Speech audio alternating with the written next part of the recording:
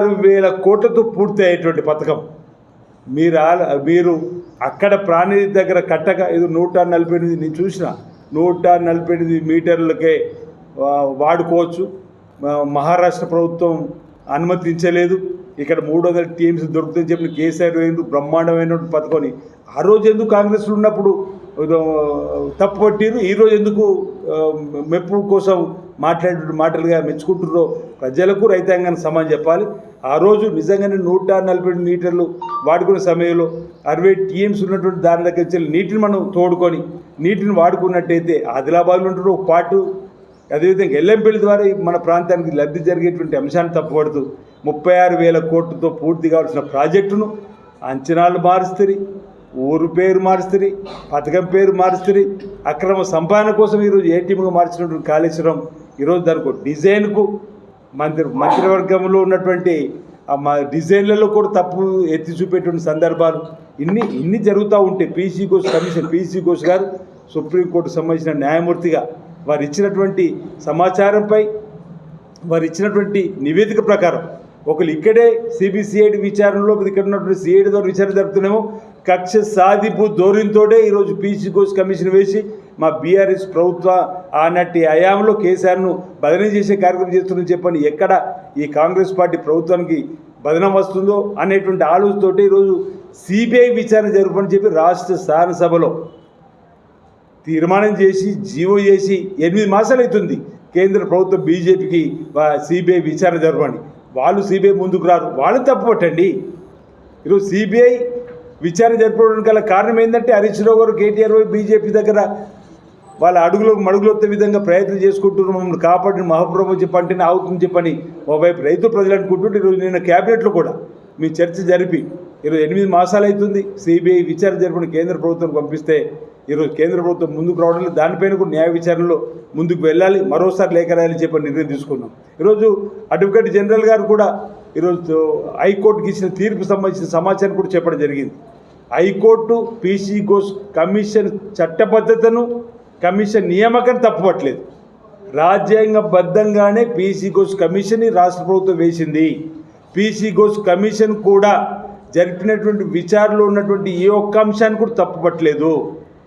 ఆ అంశంలో సిబిఐ విచారణకు మొన్నటి తీర్పు ఎలాంటి ఆటంకం కాదని చెబుతూ టెక్నికల్ అంశంలో 8వ సెక్షన్ ప్రకారం పిటిషనర్లకు నోటీసులు ఇచ్చేది ఉన్నటువంటి మాట, ఈ కోణంతో వారిపై చర్యలు తీసుకోమని చెప్పి అన్నటువంటి మాట అన్నదే తప్ప ఎక్కడా కూడా పీసీ ఘోష్కు సంబంధించినటువంటి రిపోర్టును కానీ పీసీ ఘోష్ నియామకాన్ని కానీ రాష్ట్ర హైకోర్టు తప్పుపట్టలేదని చెప్పిన మాట ఈ సందర్భంగా మీరు చెప్పే ప్రయత్నం చేస్తూ ఈరోజు మా రేవంత్ రెడ్డి గారిని చూస్తే భయపడుతున్నది ఎవరో మన 2023 ఎన్నికల్లో తేలిన తర్వాత కూడా ఈరోజు మా రేవంత్ రెడ్డి గారు కళ్ళల్లో కేసీఆర్ కూడా కనిపిస్తుంది చెప్పారా.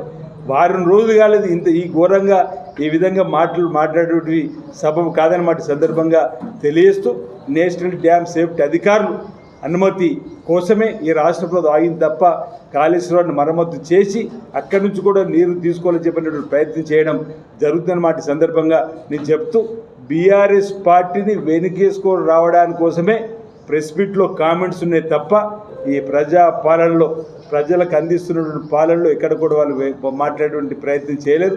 ఈరోజు మేము 6 గ్యారంటీలలో 5 గ్యారంటీలు అమలు చేసినాం. ఆ అంశాల ముందు మంచిగా ఒప్పుకోండి. మీరు అనేక ఒప్పుకున్నారు కదా, అవును ఈ కాంగ్రెస్ పార్టీ మాట ఇస్తుంది తప్పది ఒకటి తర్వాత ఒకటి చేస్తున్నారని చెప్పండి. ఆడతల్లో ఆర్టీసీ బస్సులు ఉచిత ప్రయాణం మొదలైంది.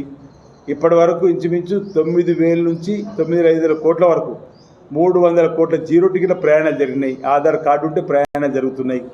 200 యూనిట్లు కాల్చుకునే వారికి ఉచితంగా కరెంట్ ఇస్తున్నాం. గృహజ్యోతి అమలైంది. రైతు రుణమాఫీ 2 లక్షల లోపల అందరికీ రుణమాఫీ చేసినామని చెప్పి మీరే బల్లగుద్ది చెప్పారు అనేక సందర్భాల్లో. మళ్ళీ ఇప్పుడు రుణమాఫీ కాలేదంటున్నారు.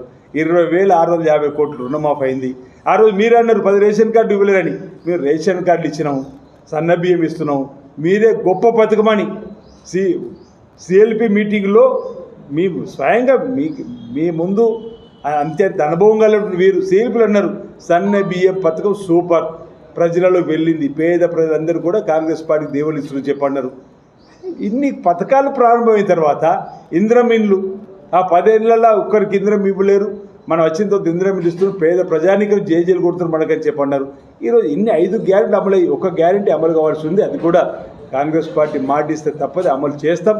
జీవన్ రెడ్డి గారు పెద్దలు, ఆయన గౌరవిస్తామని చెప్పని మేము పదే పదే అనేక సందర్భాలు చెబుతుంటే ఈ విధంగా వారి మేము ఒక రకంగా వారి వయసు గౌరవిస్తున్నాం, వారంటే గౌరవం ఉంది చెప్తున్నాం. కానీ ఈ విధంగా ఆడిపోసుకున్నటువంటి మాటలు, ప్రజా పాలన అందిస్తున్నటువంటి ఈరోజు సంక్షేమం ఆగిందంటున్నాడు, అభివృద్ధి ఆగిందంటున్నాడు. సంక్షేమం ఓవైపు అంటే వారి మాటలలో రేవంత్ రెడ్డి గారి సర్కార్ అభివృద్ధి ఒక కన్ను, సంక్షేమం మరో కన్ను, 2 కళ్ళలాగా ఈ రాష్ట్రాన్ని అప్పుల కుప్ప రాష్ట్రంగా మార్చిపోయిన కేసీఆర్ రూపంలో ఇచ్చినటువంటి నష్టాన్ని, అప్పును కూడా ఇప్పుడు బాధను దిగమింగి ఈరోజు ఇన్ని కార్యక్రమం చేసుకుంటూ 2 సమాంతరంగా పరుగులెత్తించే విధంగా ప్రయత్నం చేస్తుంటే జీవన్ రెడ్డి గారిని సూటిగా మేము అడుగుతున్నాం. 2014లో 75,000 కోట్ల అప్పుతో 16,000 కోట్ల నిల్వతో ఏటా 6,000 కోట్ల వడ్డీ కట్టుకోమని చెప్పింది శ్రీమతి సోనియా గారు తెలంగాణ ఇచ్చిన రోజు. ఆ తర్వాత 10 ఏళ్ళ తర్వాత 8 లక్షల కోట్ల అప్పుతో ఏటా 6,000 కోట్లు కట్టే వడ్డీ, నెలకు 6,000 కోట్ల వడ్డీ పరిస్థితికి వచ్చేటువంటి బీఆర్ఎస్ ప్రభుత్వం మంచి ప్రభుత్వం అయిందని అడుగుతా ఉన్నాం. 10 ఏళ్ళ 8 లక్షల కోట్ల అప్పు చేసినటువంటి బీఆర్ఎస్ పార్టీ యొక్క అవినీతి అక్రమాలను విమర్శించిన వాళ్ళు గట్టిగా మీరు నెలకు 6,000 అంటే 12 నెలలకు 72,000 కోట్లు వడ్డీ కడుతున్నప్పటికీ ఇన్ని చక్కటి సంక్షేమ కార్యక్రమం అమలు చేస్తూ ముందుకు పోతున్నప్పుడు ఈరోజు రేవంత్ రెడ్డి గారి సర్కార్ని విమర్శించడానికి మీకు నోరెట్లా వస్తుందని చెప్పి అంటున్నాం. ఈరోజు మీరు విమర్శించాల్సి తప్పు పట్టేది బీఆర్ఎస్ పార్టీ ఆ 10 సంవత్సరాల ప్రభుత్వ పరిపాలన తీరును అంటున్నాం. ఈరోజు కాంగ్రెస్ పార్టీ మళ్ళీ అధికారంలోకి వస్తుంది. మీరు కేసీఆర్ ఎందరు ఒకటైనా మీరు అధికారమే కావాలనే రాపుకొత్తును పోయేటువంటి సందర్భం ఉన్న ప్రజలు విజ్ఞులు, రైతులు విజ్ఞులు, అన్ని వర్గాల ప్రజలు, మహిళా తల్లులు కూడా మళ్ళీ రాబో రోజుల్లో రేవంత్ రెడ్డి సర్కార్ ఇందిరమ్మ రాజ్యం ప్రజాపాలనకే పట్టం కడతారని మాట సందర్భంగా చెప్తూ ఎన్ని ప్రజా ప్రయోజనం చేస్తున్నట్టు ప్రజాపాలన పోవాలంటున్నారు. ఈరోజు అన్ని పాపాలు చేసినటువంటి ఆ ప్రభుత్వ రావాలని కోరుకోవడం మీకు సరికాదని మాట సందర్భంగా చెప్తూ ఎవరూ కోరుకుంటలేరు.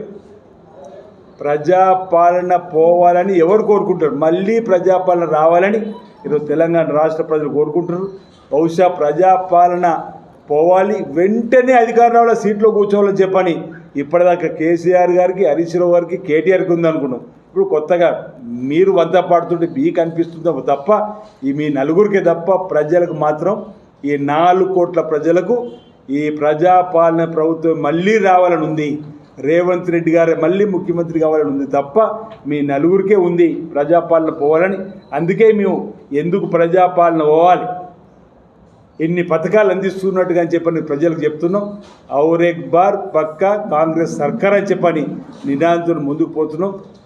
మళ్ళీ రావాలని ప్రజలు కోరుకుంటున్నటువంటి ఇందిరమ్మ రాజ్యం వస్తుంది.